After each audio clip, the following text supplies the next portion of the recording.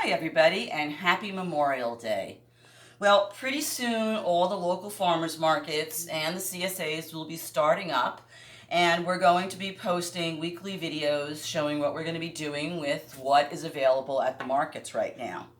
And some of the issues that we're going to be discussing are some of the things that I was planning to do in our workshops, but with the coronavirus social distancing issues, we haven't been able to. But we're going to try to share that information via these videos. So yesterday we went to Gazy Brothers Farms. We picked up another share bag from them, and we got some really nice things in them. So for starters, we got these really beautiful chives, and what we're going to do with these is I had gone to a workshop at Dig Farm last year, and I made fire cider.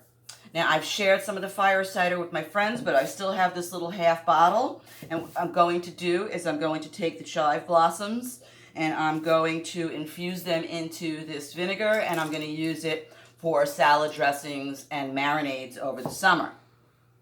We also got some lettuces, which we're going to use just for salads. And if you've seen the vinaigrette recipe, this is something you want to start learning how to do because this is the season for salad greens. We also got some hothouse tomatoes from their greenhouse. And my favorite thing to do with fresh tomatoes is to make tomato sandwiches, or we'll just keep them around and maybe we'll make a batch of roasted tomato soup with this. We also got 2 heads of kale. And this is a perfect opportunity to talk about what happens when you have a surplus of things, like I do with kale today. Kale is perfect, and this is dinosaur kale, which is actually one of my favorite varieties of kale. And this is the kale that's perfect if you want to make kale chips. Kale chips, you just clean the lettuce, the leaves, and you spin them dry in a salad spinner. Add like a tablespoon of olive oil to them, and massage the oil into the leaves, spread them out on a cookie sheet, and cook them in the oven at 375 for 10 minutes. And then salt them, and these are really perfect for kale chips. What's also great about kale is that it freezes really well. So when you have some of the harder greens like kale and collard greens, freezing them is a really great thing to do. And then when you thaw them out, the process of thawing out breaks down the cell walls, and they're actually more tender after you have defrosted them. And they're perfect in the middle of the winter to add to soups and just saute with garlic. So that's what you do when you have excess. Kale is a really great thing to save for the winter. And then we also got one of my favorite things, and also one of my husband's favorite things in the world. These are radishes, and these have not been cleaned yet, so they're fresh from the dirt.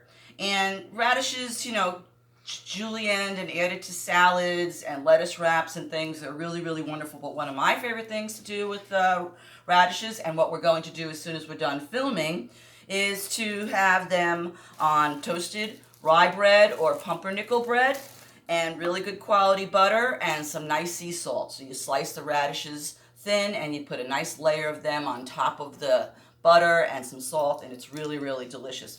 We did that as a CSA demo once a couple of years ago, and our members were kind of shocked at how delicious it was. So that's it from what we got from our share bag. What we also got from foraging in our backyard was a lot more mushrooms. So there's a lot of things we're going to be doing with them. So as you saw in one of our last videos, we made mushroom risotto. We also made dried mushroom powder. So what I did with this was that I had some mushrooms that I cooked in a cast iron pan with just dry roasted them with a little bit of salt so they released their juices. And then I turned it into a stock. And then after I had strained the mushrooms out for the stock, I put those mushroom slices in the dehydrator, and I just turned them into a powder in the spice grinder. And what I'll do with this is I'll probably add it to, say, a pasta dough, or I might add it to a mixture of salt. And speaking of that, I did make a seasoned salt with some mint and some garlic chives that I foraged in my backyard, and some lemon peel. And we have been using this seasoned salt for chicken when we cooked up some chicken thighs. It was really, really delicious. But a great way to use things that you find and you forage.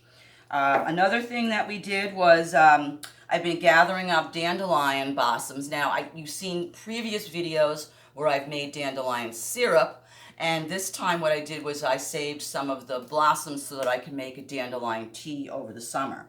And one of the things that I'm going to combine the dandelion tea with is some of the violets. Now, again, you saw us making syrup with the violets. But since then, I have been collecting violets and just adding them to this jar, and I'll eventually use them for iced tea over the summer. Another thing that we've been foraging is mullein, and mullein is a really great herb. It actually has a lot of medicinal values, but what I love it for is iced tea. It has a really nice lemony flavor.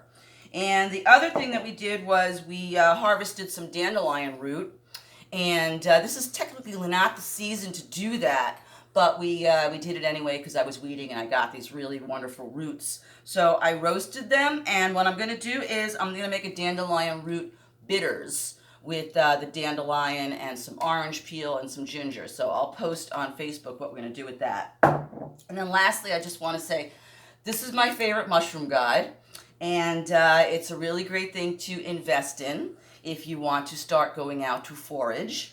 Because it's really very important that you know what mushrooms are safe to eat. So remember, every mushroom is edible, but not all of them are edible twice.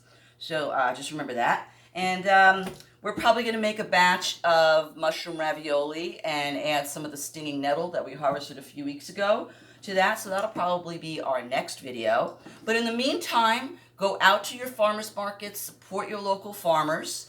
Subscribe to our page on our channel on YouTube, which is Chris Napolitano, and like our Facebook page, Two Wrasslin Dogs Farms. Everybody have a great Memorial Day weekend. Stay safe and stay busy.